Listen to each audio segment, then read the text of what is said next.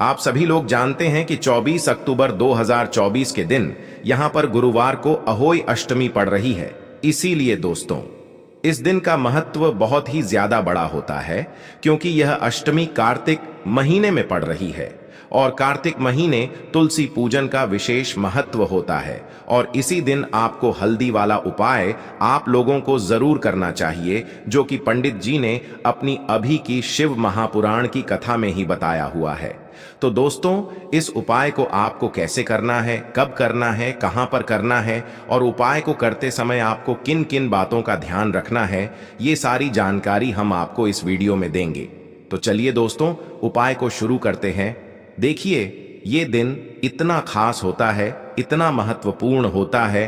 देखा गया है कभी कभी बड़े बड़े पूजा पाठ अनुष्ठान से जो मनोकामना पूर्ण नहीं होती है, वह गुरुवार अष्टमी के दिन एक छोटे से उपाय करने से ही आपकी मनोकामना पूर्ण हो जाती है। और बहुत सारे लोगों ने इस उपाय को किया भी है और उनको इस उपाय को करने का फल भी जरूर मिला है। अगर आप लोग भी इस उपाय को 24 अक्टूबर 2024 के दिन यहां पर गुरुवार अष्टमी के दिन करना चाहते हैं, तो आप इस उपाय को पहले अच्छे से समझ लेना, सुन लेना, उसके बाद करना। आपको इस उपाय का फल जरूर मिलेगा। और इस उपाय को करने से आपके घर में चाहे किसी भी प्रकार की दुख और समस्या क्यों ना चल रही हो, आपको उसका कारण भी नहीं पता है कि भाई यह समस्या किस कारण से चल रही है। उसका कुछ भी कारण हो सकता है, जैसे पितृदोष हो सकता है या किसी भी तरह का मंगल दोष भी हो सकता है, और भी बहुत तरह के दोष होते हैं, कुछ भी हो सकता है।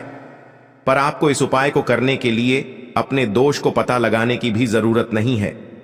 24 अक्टूबर 2024 के दिन यहां पर गुरुवार अष्टमी के दिन इस एक छुटकी हल्दी वाले उपाय को आप लोगों को कर लेना है। दोस्तों, अब हम समझते हैं इस वाले उपाय को हमें करना किस समय है। तो देखिए, इस अहोई अष्टमी के दिन किए जाने वाले यह एक छुटकी हल्दी वाला उपाय जो उपाय है, यह मुख्य रूप से सुबह के समय होगा। किस समय होगा? सुबह के समय होगा। आपको कोशिश यही करनी है कि सुबह के समय हम इस हल्दी वाला उपाय को कर लें। पर किसी कारणवश अगर आप सुबह इस उपाय को ना कर पाओ, आपको कहीं काम से जाना हो या किसी और काम की वजह से आप उपाय को ना कर पाओ, तो आपके पास फिर दूसरा मौका रहेगा, जो कि शाम के समय का रहेगा, प्रदोष काल का रहेगा। अब भाई, प्रदोष काल का समय भी बहुत ही लोगों के मन में प्रश्न बन जाता है कि भाई यह समय होता कब है, कितने बजे से लेकर कितने बजे यह समय होता है, ताकि हमें उपाय के लिए जो है करने का समय पता लग जाए। तो हम आपको बता दें, प्रदोष काल का जो एक समय होता है, शाम का समय वह होता है शाम के 6 बजे से लेकर शाम के 7 बजे के बीच का। इस समय के बीच में आप उपाय को करेंगे तो आपको उस उपाय का जरूर फल मिलेगा। तो शाम के 6 बजे से लेकर शाम के 7 बजे के बीच में आप लोग इस हल्दी वाला उपाय को कर सकते हो। तो भैया, बहुत सारे लोग यहां पर यह प्रश्न भी जरूर करेंगे कि भाई हम तो नौकरी पर जाते हैं, हम अपनी ड्यूटी पर जाते हैं और आने में हमें देर हो जाती है, तो उस जगह पर हमें क्या करना चाहिए। तो देखिए, उन लोगों को भी टेंशन लेने की जरूरत नहीं है। अगर आप लोग इस उपाय को शाम के समय प्रदोष काल में कर रहे हैं और अगर आपको आने में देरी भी हो जाती है, आप आने में 7 बजे तक आप नहीं पहुंच पाते हो, तो भाई आप 7 या रात 8 बजे तक भी अगर उपाय को करोगे तो भी चल जाएगा। और अगर इससे भी थोड़ा देर हो जाती है तो भी आप उपाय को कर सकते हो, क्योंकि 24 अक्टूबर 2024 गुरुवार अष्टमी का दिन है। यह दिन बहुत ही कम आता है पूरे साल भर में, इसलिए जब आपको मौका मिल जाए तब आप इस उपाय को जरूर कर लेना। कोई भी उपाय हो, आप कभी भी कर सकते हो। गुरुवार अष्टमी के दिन बस कोशिश करना कि समय के थोड़ा मतलब अंतर्गत ही कर लो। पर किसी कारणवश अगर न कर पाओ तो फिर आप थोड़ा देरी से भी कर सकते हो, आपको उपाय का फल जरूर मिलेगा। तो देखिए, कार्तिक मास के दिनों में विशेषकर श्री हरि विष्णु और श्री कृष्ण और भगवान शिव और माता पार्वती का पूजन किया जाता है।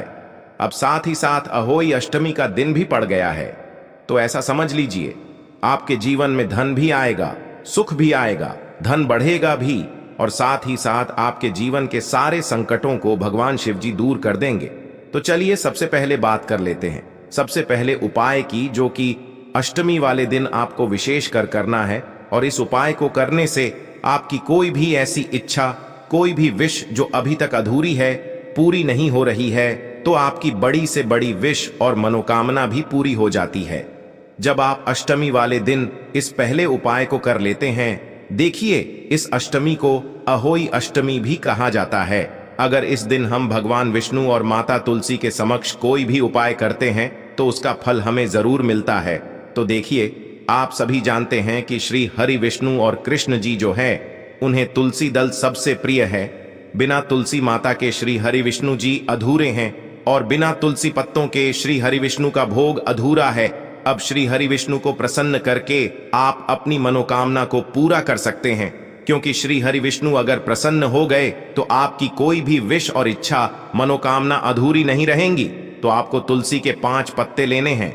अब जिस दिन गुरुवार अष्टमी है, उस दिन तुलसी के पत्ते ना तोड़े, पहले से ही तोड़ कर रख लें। अब ये 5 तुलसी के पत्ते जो आपने लिए हैं, ये 5 तुलसी के पत्ते आपको श्री हरि विष्णु को अर्पित करने हैं।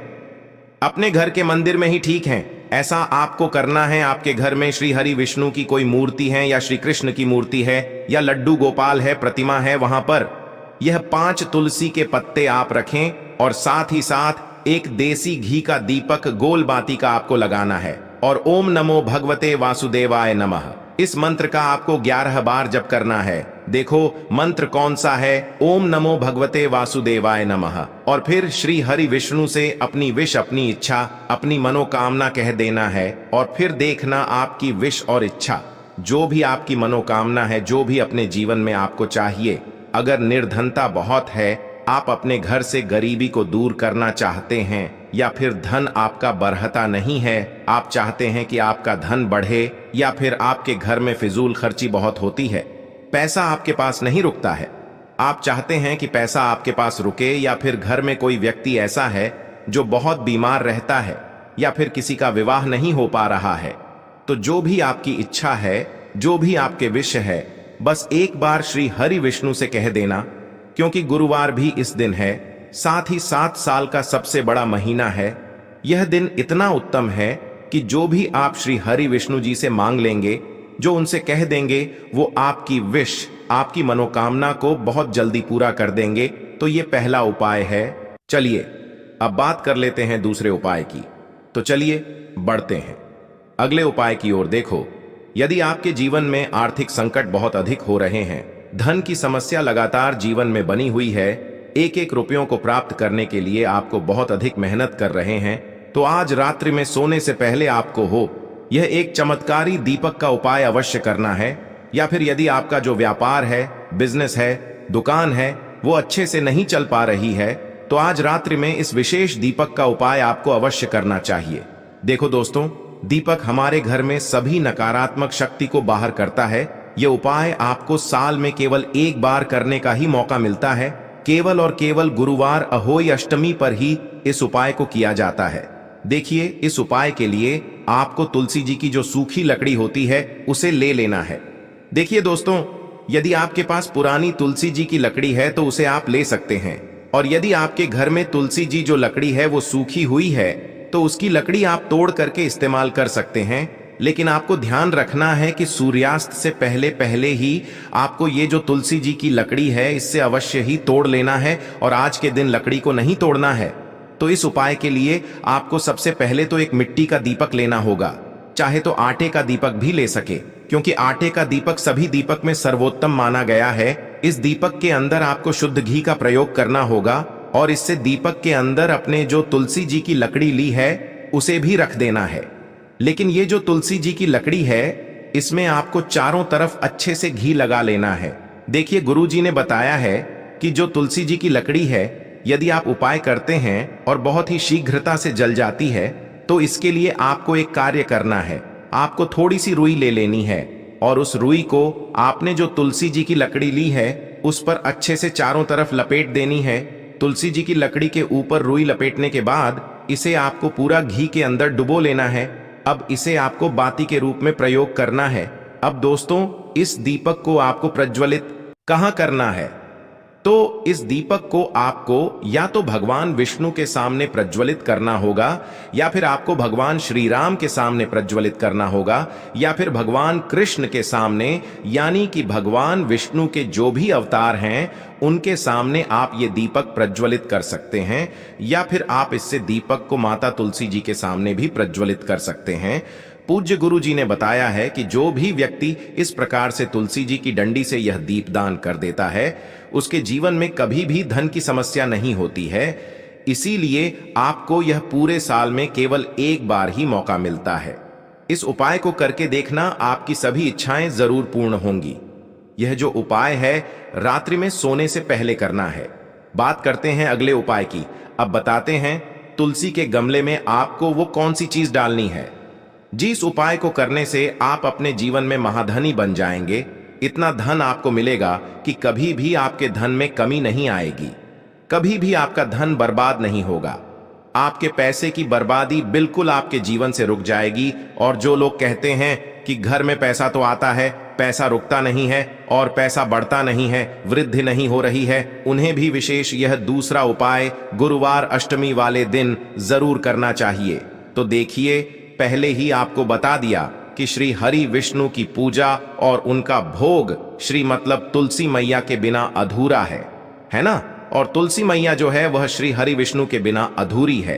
तो देखिए, जब भी आप तुलसी का कोई उपाय करेंगे तो सीधे सीधे आप श्री हरि विष्णु को प्रसन्न कर लेते हैं। अब व्यक्ति को, यानी जो भी व्यक्ति है, किस व्यक्ति को कितना धन देना है, ये श्री हरि विष्णु के हाथ में होता है। धन देने का काम मां लक्ष्मी करती है, जो कि मां तुलसी का ही एक रूप है। मां तुलसी जो है ये माता लक्ष्मी का ही स्वरूप है ना।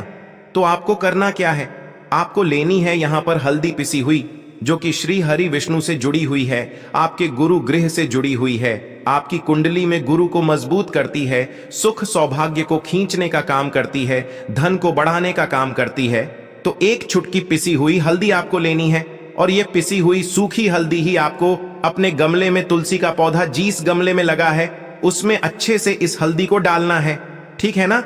और ओम नमो भगवते वासुदेवाय नमः इस मंत्र का जाप करना है। कितनी बार? कम से कम 11 बार जाप करना है। ओम नमो भगवते वासुदेवाय नमः इस मंत्र का जाप करते रहना, और हल्के हल्के से तुलसी के पौधे में आपको पूरे गमले में पिसी हुई हल्दी का छिड़काव करना है। तो देखिए, जो व्यक्ति इस उपाय को अहोई अष्टमी के दिन कर लेता है, ऐसा समझ लीजिए अपने जीवन से नहीं आने वाली 7 पीढ़ियों के जीवन से निर्धनता और गरीबी को दूर कर देता है।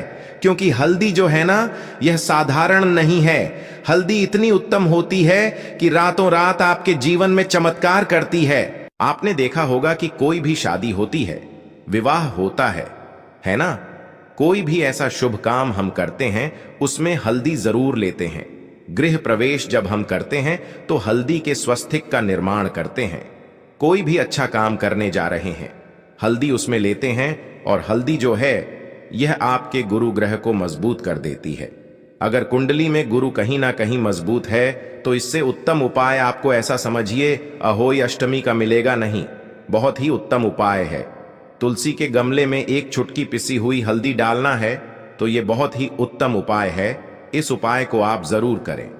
अहोई अष्टमी वाले दिन और साल का सबसे बड़ा यह दिन है।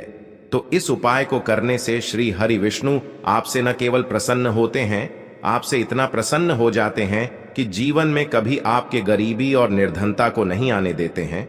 तो चलिए अब बात कर लेते हैं अपने तीसरे उपाय की, जो कि मुख्य द्वार से जुड़ा हुआ है।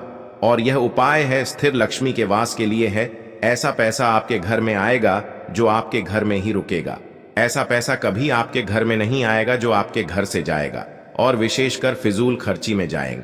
अब आधे से ज्यादा लोगों की यही समस्या होती है कि घर में पैसा तो आता है लेकिन बहुत जल्दी घर से चला जाता है, या फिर फिजूल खर्ची में चला जाता है।